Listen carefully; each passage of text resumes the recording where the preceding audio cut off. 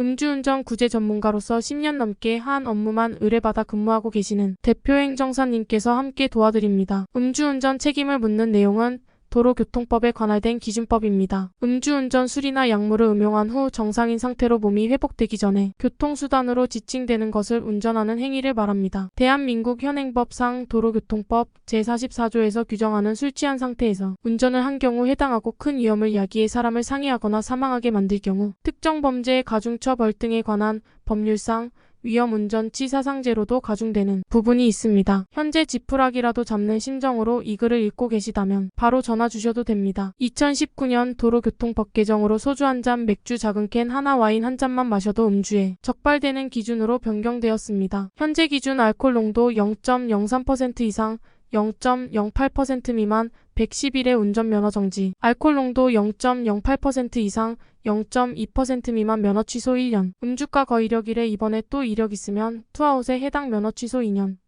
측정 거부 500에서 2천만원 벌금. 음주사고건은 우리가 살면서 잘 겪을 수 없는 일이며 처음 겪는 일을 전문가와 같이 대처할 수 없습니다. 같은 비용이 든다고 한다면 최대한 빠른 도움이 크게 작용됩니다. 사고는 내가 다른 사람에게 물질적 인적 피해를 입히고 그에 따라 보상이 발생하게 되면 음주사고에 해당이 됩니다. 음주 사고가 나고 이것이 사고로 인정이 되어 책임에 대한 의무가 있었다고 본다면 초범이어도 취소가 2년이 나오며 벌금은 500만원에서 1000만원이 아닌 1000만원에서 2000만원 금고형이 나오게 됩니다. 도로교통법이 일부 개정되어 금년부터 10년이 넘는 이력에 대한 것은 형사적처벌은 이력에 포함되지 않아 초범에 준하는 형사처벌이 내려집니다. 하지만 행정적인 부분은 기존 기준 그대로 2001년 6월 30일 기준으로 과거 이력이 횟수로 포함이 되어 이번에 정지 수치였지만 20년 전 과거 이력이 있다면 운전면허 취소 2년에 해당되게 됩니다. 형사적 책임과 행정책임은 서로 상호 보완성이 없으며 각각의 다른 처벌입니다. 일단 사고가 발생하고 나면 합의를 보는 것이 좋습니다. 혼자서 나름으로 수습을 하시고 난 뒤에 전화를 주시면 컨설팅할 수 있는 부분이 적어지기 때문에 의뢰하는 입장을 보자면 처음부터 의뢰를 하였으면 더 많은 부분을 도움을 받았을 텐데 하는 안타까운 면이 있습니다.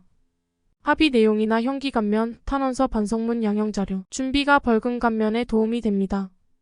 이를 잘 준비함으로 해서 음주사고에서 단순 음주로 변경된 실사례도 많이 있었습니다. 발빠른 대처가 어떤 일보다 중요합니다. 이런 내용들도 문의를 많이 주십니다. 주차장에서 운전한 경우 음주에 해당되지 않는데 그 기준은 바리케이트가 설치되어 있고 불특정 다수의 진출입이 제한되는 관리인이 있고 행정법원에서 인정하는 경우 가능합니다. 음주로 사고가 났다고 하더라도 음주사고로 해당되지 않는 내용도 있습니다. 사고의 유발요인이 나에게 기인하지 않고 상대 측에서 가만히 있는 내 차를 받았다면 나는 0%의 과실로 단순 음주가 될 수 있습니다. 사고가 있었지만 행정심판 진행은 가능합니다. 사고가 있는 상황도 구제되었던 실사례가 있었기 때문에 진행이 가능합니다.